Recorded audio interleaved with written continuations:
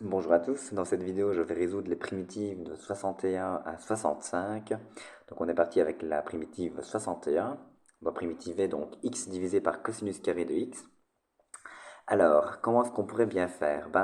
Moi je me dis, tiens, cette primitive, j'ai tout à fait le droit de l'écrire de la manière suivante.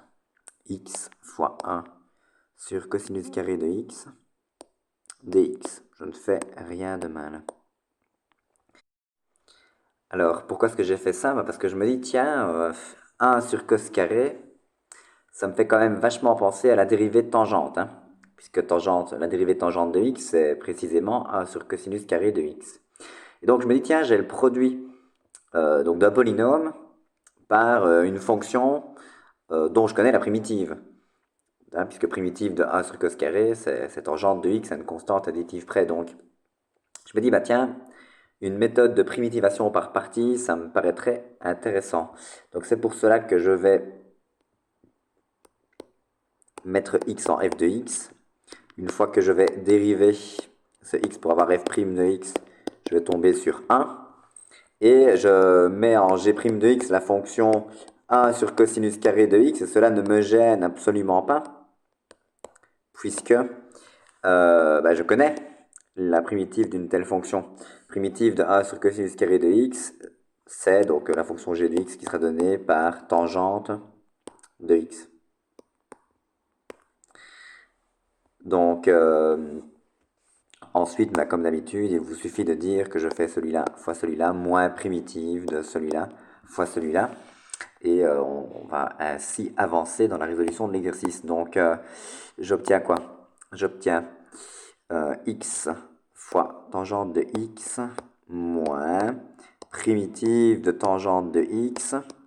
Alors, primitiver tangente de x, je l'ai fait dans des vidéos précédentes. Alors, je vais peut-être regarder où cela apparaissait exactement. Dans la primitive 36 notamment, on a dû primitiver tangente de x, donc enfin c'était tangente de t, mais peu importe. Donc on l'a déjà vu dans une vidéo précédente, donc je ne vais pas le détailler outre mesure, donc je vais aller assez vite.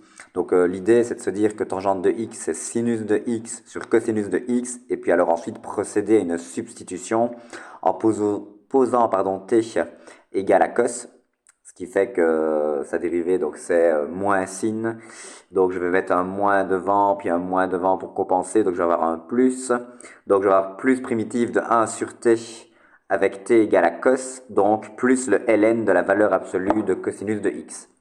Donc voilà, je l'ai fait dans une vidéo précédente, hein, c'est pour ça que je me suis permis de le faire dans ma tête.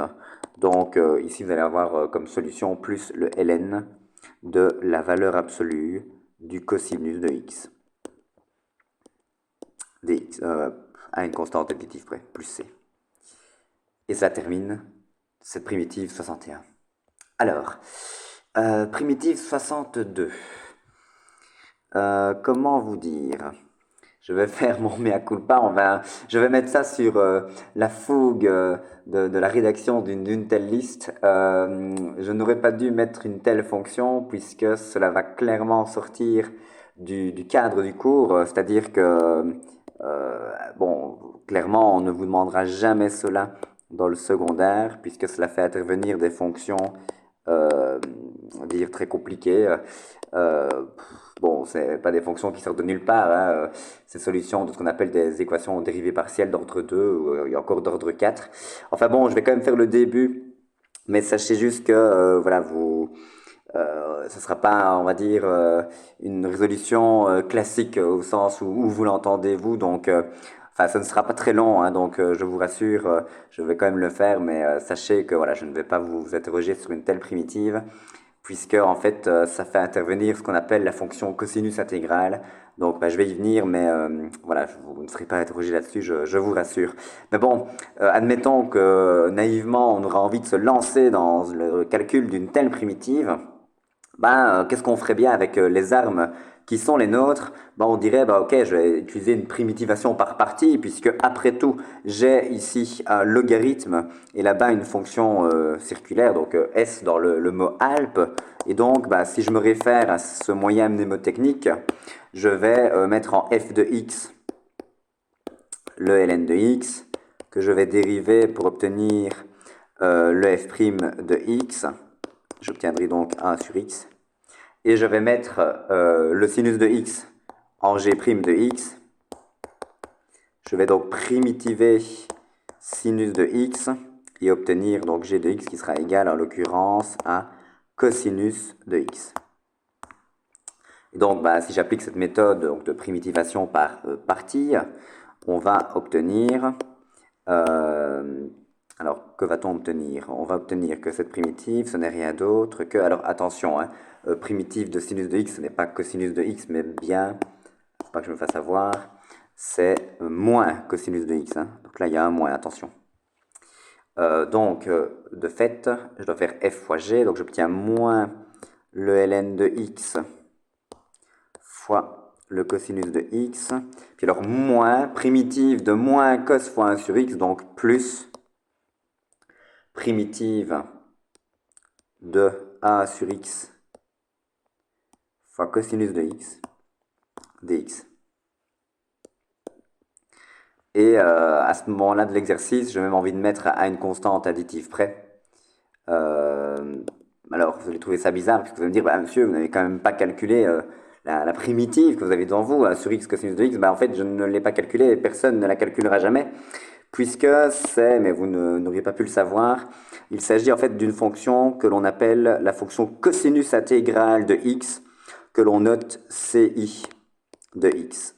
Donc c'est une fonction comme si vous voulez ln de x ou exponentielle de x ou sinus de x. Bon, c'est une fonction qui n'est pas définie, disons qu'on n'a pas l'habitude d'une telle définition pour une fonction, mais voilà, il s'agit d'une fonction qui est définie à partir d'une primitive de 1 sur x fois cos de x. Cette fonction-là, donc elle intervient dans des solutions d'équations dérivées partielles. Bon, je sais bien, moi, qu'elle admet un développement en série sur R plus 0 qui fait intervenir la constante de L'Herbe-Mascheroni. Mais enfin, bref, je ne vais pas m'étendre là-dessus. Disons que c'est une fonction qui a son utilité, mais qui sort clairement du cadre du cours. Mais enfin, voilà, la primitive est résolue, mais je penserai à retirer cette primitive pour les élèves de l'année prochaine. Donc, cela étant, on passe à la primitive 63. Alors, je vous rassure, la 63, vous n'aurez aucun mal de la résoudre. Donc, on est parti avec la primitive, donc 63 primitive de x fois sinus de x fois cotangente de x dx.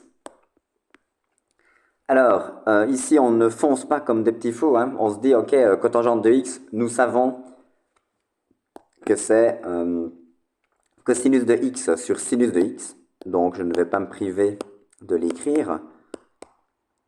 Donc, cotangente de x, par définition, c'est cosinus, je ne sais pas pourquoi je l'écris en lettres, cosinus de x sur sinus de x. Et donc là, évidemment, vous me voyez venir sur mes grands chevaux, puisque, ben, ok, je vais pouvoir simplifier les sinus. Hop. Et donc, qu'est-ce qu'il me reste finalement à primitiver? Eh bien, il me reste à primitiver x fois cosinus de x. Et donc ça, évidemment, tout le monde maintenant le voit, hein, c'est quasiment immédiat dans la résolution pour tout le monde. Hein, c'est-à-dire qu'on va procéder par partie. Je me permets donc d'aller un peu plus vite au niveau de l'écriture, puisque, à mon avis, on a dû la rencontrer précédemment, cette primitive. Et donc, voilà, rapidement, nous obtenons qu'une telle primitive est donnée en procédant par partie. Hein, donc, x fois sinus de x, moins primitive de sin, donc moins cos. Alors attention, à chaque fois, il ne faut pas que je me fasse avoir. Primitive de sin, c'est moins cos, mais comme j'ai un moins dans la formule, ça fera plus. Hein, plus cosinus. Alors, je vais l'écrire correctement, donc plus cosinus de x à une constante additive près. Et cela termine cette primitive numéro 63. Alors, on arrive à la 64. Alors je dois à nouveau vous présenter des excuses puisque le cube est resté dans mon clavier. Donc il faut changer l'énoncé ici. X carré fois donc tangente de x cube et pas x cube plus 3 exposant x dx. Alors, à noter que si j'avais laissé tangente de x, à nouveau, hein, il est tout à fait possible de résoudre une telle primitive, mais sachez juste qu'il vous faudra vous confronter à ce qu'on appelle la fonction, je l'écris ici en rouge, polylogarithme. Voilà, les curieux, s'il y en a, iront voir ce que c'est sur Wikipédia, mais sachez que c'est affreux comme fonction et que ça sort évidemment du cadre du cours, donc jamais, au grand jamais, je ne vous interrogerai sur la fonction polylogarithme. Donc c'est voilà, c'est excessivement compliqué. Donc nous, on va plutôt essayer de primitiver x carré fois tangente de x cube plus donc 3 exposant x dx. Et donc allons-y, maintenant qu'on a un énoncé raisonnable. Je vais d'abord avoir recours à une décomposition. Donc x au carré fois tangente de x, hein, tangente de x cube, puisque je vois que j'ai une somme de deux fonctions. Et disons qu'en faisant cela, je vois déjà que la deuxième primitive que j'ai fait apparaître, c'est immédiat. Ça c'est primitive donc de a exposant x, on sait bien que c'est a exposant x divisé par ln de a. Donc ça c'est immédiat. Et alors la première, comment vais-je faire pour la résoudre? Je me dis, tiens, j'ai une fonction de fonction, j'ai tangente de x cube. Donc je vais poser t égale à l'intérieur de la tangente, à savoir x cube. Et quand je vais dériver ce t, je vais avoir 3x au carré. Ensuite, j'ai un x carré devant, pas 3x carré. Qu'est-ce que je fais? Je multiplie le x carré par 3. Et donc pour ne rien changer, je divise par 3. Donc je fais fois un tiers. Et à ce moment-là, je suis content puisque j'ai fait apparaître le t'. Et donc, finalement, qu'est-ce que je dois résoudre? Eh bien, je dois résoudre un tiers fois primitive de tangente de t dt plus, alors ça c'est immédiat, donc je vais déjà le faire, 3 exposant x sur ln de 3. Alors, je ne mets pas le plus c parce que j'ai encore une primitive à calculer, hein, donc ce n'est pas un oubli de ma part. Alors, tangente de t, je l'ai d'ailleurs, je viens de le refaire en fait à l'instant à l'instant, je ne sais plus dans laquelle c'était. Oui, voilà, c'était dans la primitive 61. Donc, primitive de tangente, c'est moins le ln de la valeur absolue de cos. À nouveau, je peux vous faire rapidement comment dire, le détail. Donc tangente de t, c'est le sinus de t sur le cosinus de t. Je vais poser u égale au cosinus de t. Donc j'obtiens donc, je dois mettre un moins au-dessus, donc un moins à l'extérieur pour compenser. Et donc j'obtiens moins primitive de 1 sur u du. Ça c'est ln de la valeur absolue de u, hein, la primitive de 1 sur u du, c'est le ln de la valeur absolue de u du, sauf que u c'est le cosinus de t. Donc c'est pour ça que j'obtiens ici moins un tiers du ln de la valeur absolue du cosinus de t. Plus donc évidemment le petit morceau qui reste, hein, le second terme, à une constante additive près évidemment, puisque maintenant je n'ai plus de primitive. Ok, sauf que bon, il faut du x à l'arrivée, donc c'était quitté, c'était x cube.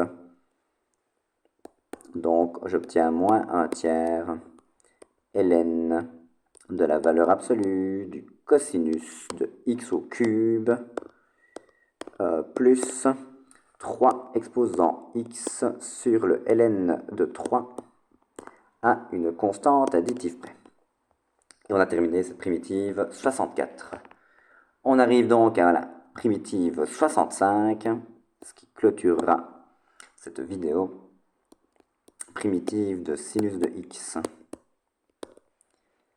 fois le cosinus carré de x dx.